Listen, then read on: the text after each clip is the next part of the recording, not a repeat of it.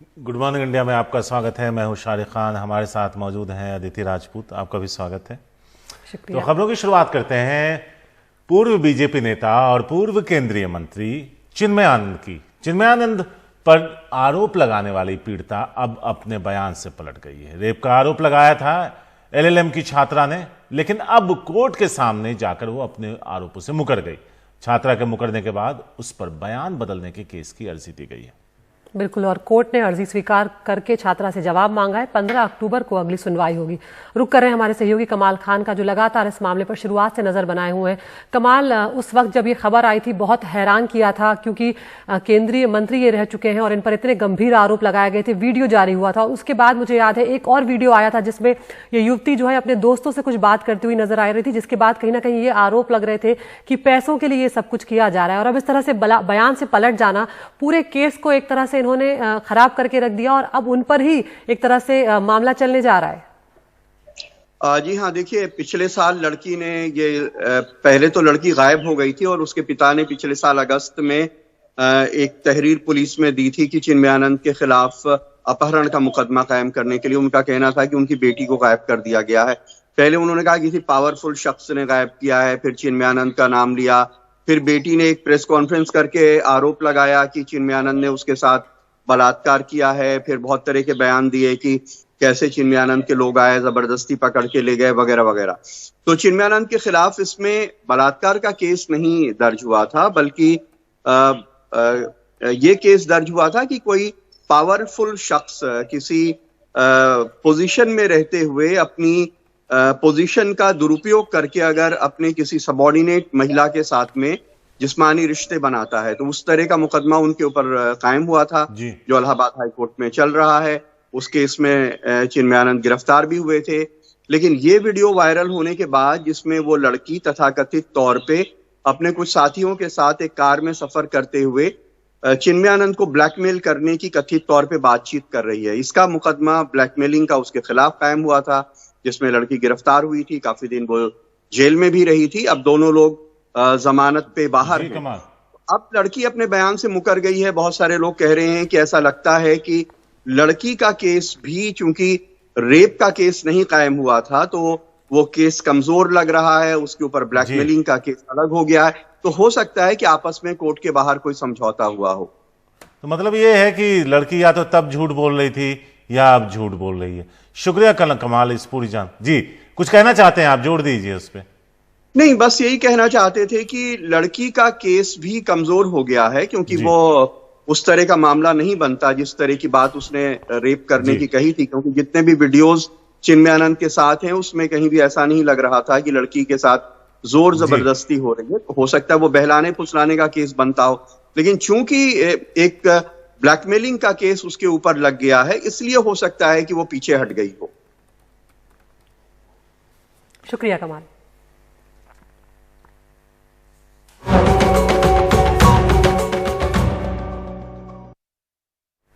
बिहार की बात करते हैं। चुनाव की तारीखों के नजदीक आते ही जुबानी जंग और आरोप प्रत्यारोप का दौर तेज होता जा रहा है। जनसभाओं में विरोधी दलों पर शब्द बाण चलाने लगे हैं और इसी क्रम में केंद्रीय गृह राज्य मंत्री और बिहार बीजेपी के वरिष्ठ नेता नित्यानंद राय कुछ ऐसा कह गए शारिक, जिससे चुनावी पारा और चढ़ गया है।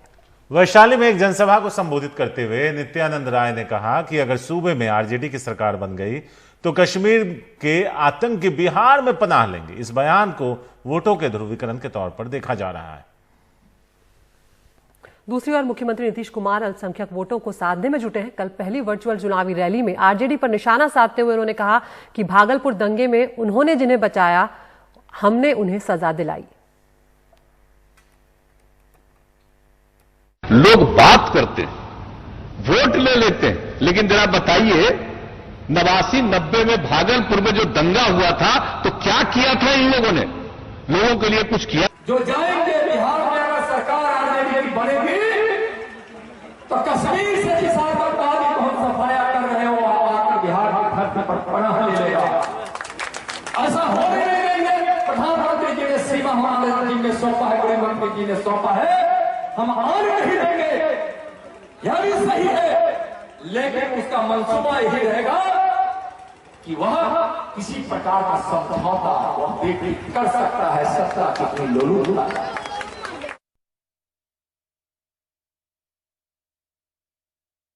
ये उस जनता पे, उस वोटर पे सवाल है, उसकी बुद्धिमत्ता पे सवाल है, क्योंकि नेता को बहुत अच्छे से मालूम है कि वो आदमी जो सामने वोट देने जाएगा वो अपनी हो रही परेशानियों, रोजगार, बेरोजगारी, भूख, अशिक्षा, स्वास्थ्य पे नहीं करेगा, वो इन्हीं मुद्दों पे करेगा। लेकिन शारिक, उसके बावजूद आप ये जो बात कह रहे हैं, जनता को भी पता है, बावजूद उसके उत्तर प्रदेश और बिहार में हम जानते हैं और कई राज्यों में हम जानते हैं कि जाति के आधार पर ही वोटिंग होती है और जनता जो है इसी बात को तवज्जो देती है। ध्रुवीकरण जब हो रहा होता है तो हमें पता होता है कि ये नेता जो है ध्रुवीकरण की कोशिश कर रहे हैं, बावजूद उनके बयानों में, उनकी बातों में हमारे जो जनता है वो आती है। यहाँ जो वोटर मौजूद है उसे इनसे पूछना चाहिए था कि ये तो छोड़िए, ये बताइए कि आपने क्या किया और राज्य सरकार ने हमारे लिए क्या किया। क्या हमारे घर में हमारे बच्चों को रोजगार मिला?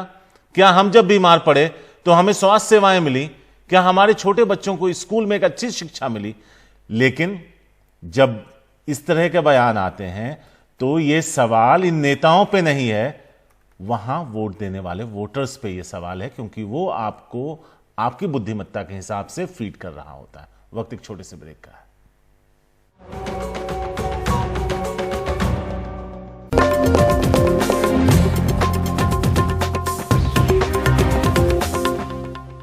केंद्रीय मंत्री रहे नित्यानंद राय अब पटना में कह रहे हैं, यानी बिहार में चुनावी सभा में वो कह रहे हैं कि अगर यहां आरजेडी की सरकार बनेगी तो कश्मीर के आतंकवादी यहां पनाह लेंगे।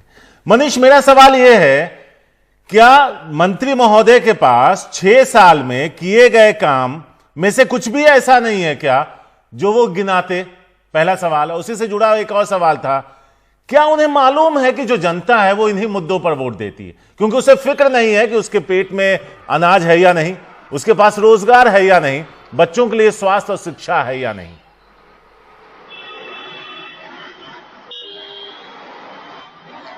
देखिए सारिक, आपके सवाल में कई सारे पहलू हैं। सीधे सी बात है, अगर केंद्रीय गृह राज्य मंत्री ये बात बोल रहे हैं तो शायद ये उनकी सोची समझी रणनीति का हिस्सा है, क्योंकि उन्हें कुछ क्षेत्रों में, कुछ विधानसभा क्षेत्रों में ये लग रहा है कि जब तक अगर वो सांप्रदायिक आधार पर ध्रुवीकरण नहीं कराएंगे तब तक शायद एनडीए के उम्मीदवार की नैया पार नहीं होगी।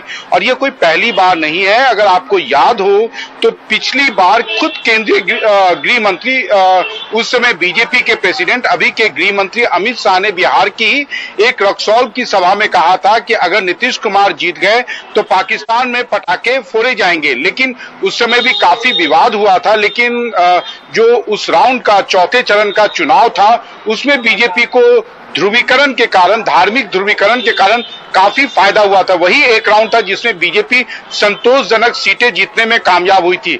लेकिन अब ये बात जो है वो कॉन्ट्राडिक्टरी इसलिए है कि नीतीश कुमार ने 2 दिनों तक अपने वर्चुअल सम्मेलन में कम से कम 5 से 7-8 मिनट तक उन्होंने अल्पसंख्यकों के लिए, मुसलमानों के लिए राज्य में क्या किए हैं, खासकर आरजेडी को घेरने के लिए वो बार बार यही कहते थे कि भागलपुर दंगे के इतिहास आप देख लीजिए, किस तरीके से जो आरोपी थे राजद के 15 सालों के शासनकाल में वो छूट गए।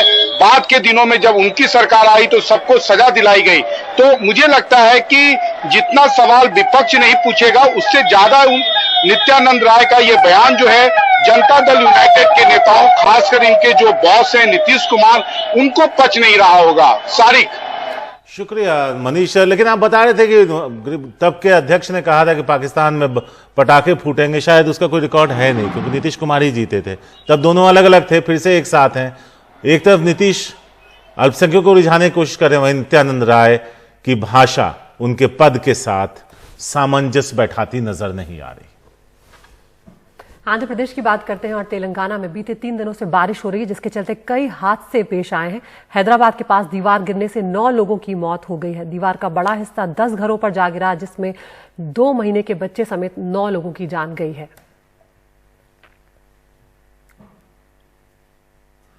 आपको यहां बता दें कि हालात काफी खराब हैं। अगर आप सड़कों पर नजर डालें तो गाड़ियां तक बह गई हैं। इस दुखद हादसे में शवों को मलबे से निकाला जा रहा है। अगले 24 घंटे में मौसम विभाग ने भारी बारिश का अनुमान जताया है। हमारे साथ हमारी सहयोगी उमा सुधीर जुड़ गई हैं। उमा, तस्वीरें जो हैं वो बेहद हैरान करने वाली हैं। कुछ दिनों की बारिश में जिस तरह के हालात पैदा हुए हैं हैदराबाद और आसपास के इलाकों में, बिल्कुल बाढ़ जैसी स्थिति। और एक और जो हादसा हुआ है उस बारे में भी जानकारी दें, जिसमें 9 लोगों की जान चली गई है।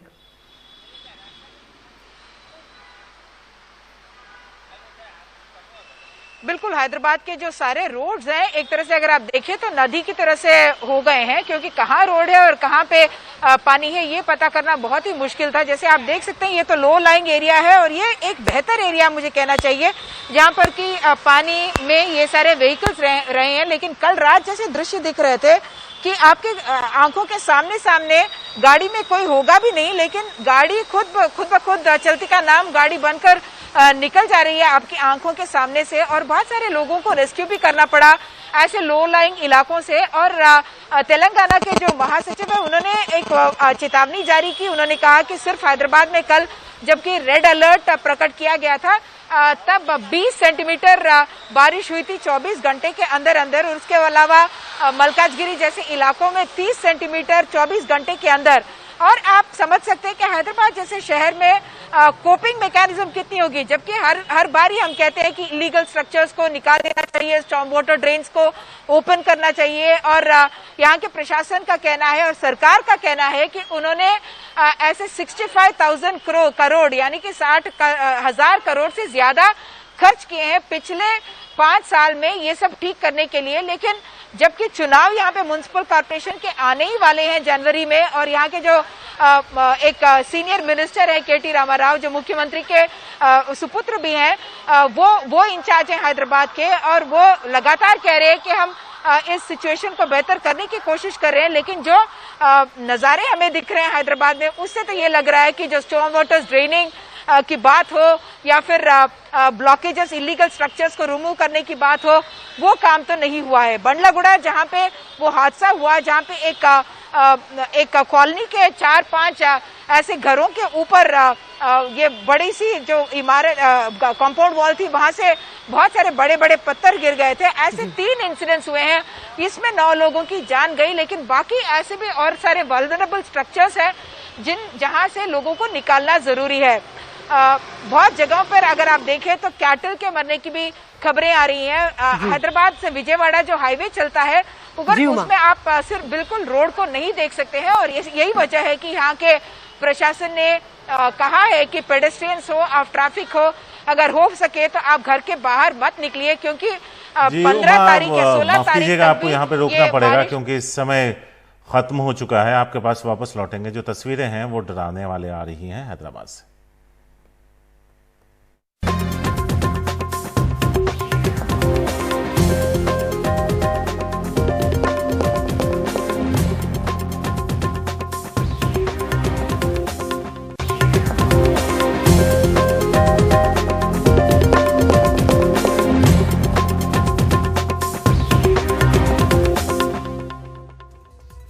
अब आपको बताते हैं गुड मॉर्निंग इंडिया शो में दिखाई गई खबरों में से 5 चुनिंदा खबरें। आप एनडीटीवी इंडिया के यूट्यूब चैनल पर जाइए और बताइए किन खबरों को पूरा दिन आप विस्तार से देखना चाहते हैं। चिन्मयानंद पर रेप का आरोप लगाने वाली लड़की का यू टर्न, ये पहली खबर है। दूसरी खबर 14 महीने बाद महबूबा मुफ्ती की नजरबंदी खत्म। तीसरी खबर लद्दाख में पुलों के निर्माण से बौखला चुका है चीन। चौथी खबर केंद्रीय मंत्री दिखा रहे बिहार में आतंकियों की शरण का डर। 5वीं और आखिरी खबर है पराली का प्रकोप जारी है, दिल्ली एनसीआर में बिगड़ रही है हवा। ये तमाम खबरें हमने आपको दिखाई। फिलहाल अभी के लिए मेरे साथ इतना ही, खबरों का सिलसिला जारी रहेगा।